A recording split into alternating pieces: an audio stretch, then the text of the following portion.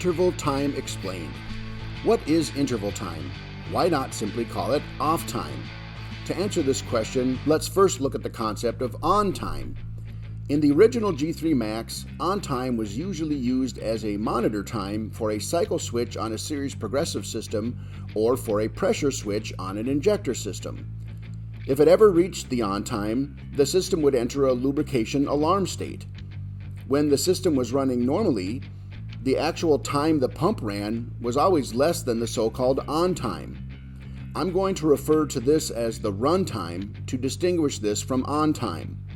The run time is the time it takes to either achieve the number of cycles you programmed or the pressure you set on the pressure switch. If you've ever experienced a false alarm during the winter months, then you know that the run time changes with the seasons.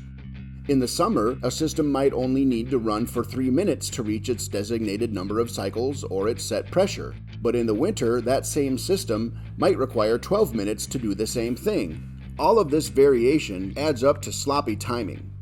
Let me elaborate even further. If you wanted your pump to lubricate once per hour, then it was up to you to guess how many minutes the pump would actually run, and then subtract it from 60. So, if you use the previous example, then you might guess that your average run time is about 7 minutes and set the off time to 53 minutes.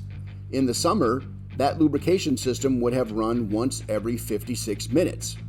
In the winter, the system would have run only every 1 hour and 5 minutes.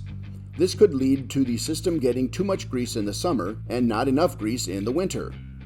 Interval time eliminates this variation and removes the guesswork. When you set the interval time to 1 hour, the pump will run once every hour. When you program your G3 Max Gen 2 pump, you don't have to guess at the average run time, you just need to know how often you want the system to lubricate. We've also changed the name of the on time. We now call this mode Lube End because this is where you choose the method of ending the lubrication event. Here you can choose from timer, pressure, and cycle. After choosing one of these, you select a timeout. If you chose timer, then timeout is simply the on time, and it's the same as run time. If you chose one of the pressure options, or the cycle option, then timeout is the monitor time that the pump allows before entering an alarm state, or what we used to call on time. We first introduced interval time in the GLCX controller. Now this feature is incorporated into the new G3 Max Gen 2, making it easier to program and more intuitive to operate.